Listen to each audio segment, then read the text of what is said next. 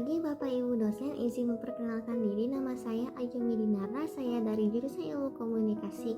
Dan dalam UT Psikologi Komunikasi hari ini saya mau ngejelasin soal materi yang ada di modul 2 yaitu komunikasi efektif. Langsung aja kita mulai.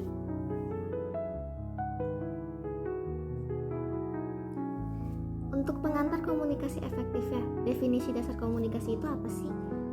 Komunikasi adalah proses membagi signifikansi di antara orang-orang melalui perilaku verbal ataupun non-verbal. Terjadi ketika sebuah sumber komunikasi mampu membuat reaksi pada penerima pesan. Ini tuh relevansinya dalam psikologi apa sih?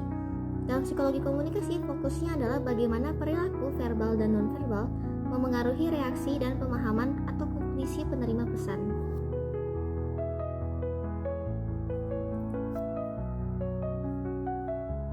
Sekarang saya mau lanjut ke hakikat komunikasi efektif. Tujuan kuncinya itu adalah menghilangkan kesalahpahaman. Komunikasi yang kuat dapat terjadi jika pesan yang disampaikan oleh penyampai pesan dapat diterima secara umum oleh penerima pesan sehingga tidak akan ada terjadi kesalahpahaman di antara keduanya.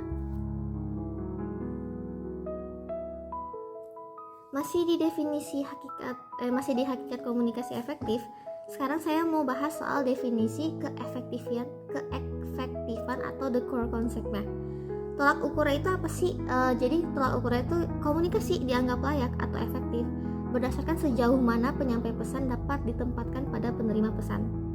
Ditempatkannya atau place ini berarti penyampaian berhasil.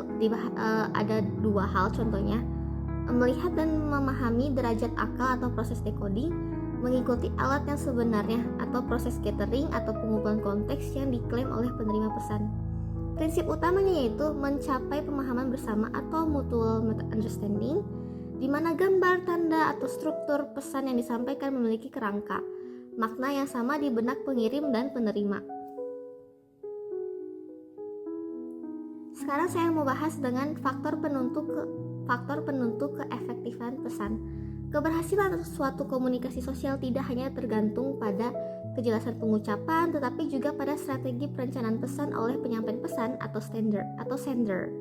Dalam konteks psikologi komunikasi, sender harus mampu menempatkan dirinya pada posisi penerima atau receiver dengan mempertimbangkan 5 faktor penting yang menentukan keefektifan pesan. Saya mau bahas dulu 5 faktor yang tadi. Yang pertama itu ada pilihan jenis pesan. Komunikasi harus secara sadar memilih format dan substansi pesan yang tepat. Apakah pesan yang disampaikan bersifat informatif, seperti sekedar menyampaikan data, atau persuasif yang mengubah sikap atau perilaku, atau instruktif, yaitu memberikan perintah atau petunjuk. Pilihan ini harus disesuaikan dengan tujuan komunikasi dan ekspektasi audiens. Kedua yaitu pentingnya pesan. Seorang penyampai pesan wajib meyakinkan penerima bahwa pesan tersebut memiliki urgensi dan relevansi bagi kehidupan mereka. Jika penerima tidak menganggap pesan itu penting, mereka akan mengabaikannya atau bisa disebut juga sebagai selective attention. Komunikasi efektif terjadi ketika penerima memahami nilai dan dampak pesan terhadap diri mereka sendiri. Masih di faktor yang tadi, sekarang saya mau bahas yang berikutnya, yang ketiga, yaitu pesan harus dirancang secara struktural. Maksudnya desain pesannya, verbal maupun non-verbal, agar mudah diterima dan menarik. Desain ini mencakup pemilihan bahasa yang sesuai, penggunaan visual atau contoh yang relevan, serta penyusunan alur presentasi yang logis. Desain pesan yang baik akan meminimalkan semantic noise atau gangguan makna. Yang keempat itu cara pesan diperkenalkan. Faktor ini menekankan pada strategi pembukaan atau permulaan komunikasi. Komunikator perlu merencanakan cara terbaik untuk menarik perhatian penuh dari penerima pesan sejak awal atau the hook.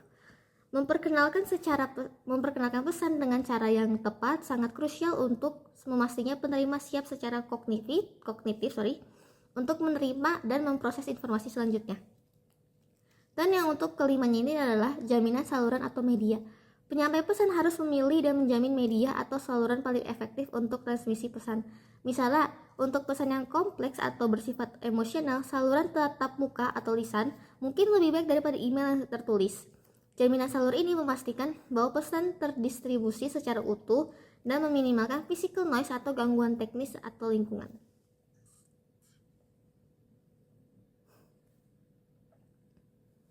Sekarang saya mau bahas dengan karakteristik dan tantangan komunikasi efektif. Karakteristik yang harus dicapai ini ada 3. Yang pertama itu akurasi. Pesan yang disampaikan harus sesuai dengan fakta dan data. Jelas dan ringkas, menghindari jargon atau bahasa yang ambigu atau vagueness agar pesan mudah diinterpretasi. Yang ketiga itu adalah empati, kemampuan penyampaian pesan untuk melihat dari sudut pandang penerima, mengakomodasikan latar belakang dan frame of reference mereka.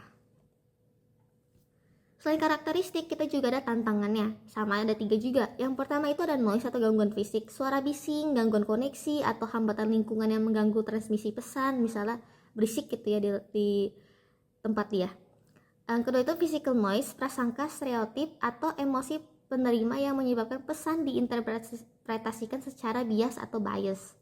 Semantic noise, perbedaan makna kata atau istilah, misalnya perbedaan jargon antar profesi, yang menghambat pemahaman bersama. Nah, sebenarnya kenapa sih komunikasi efektif itu penting?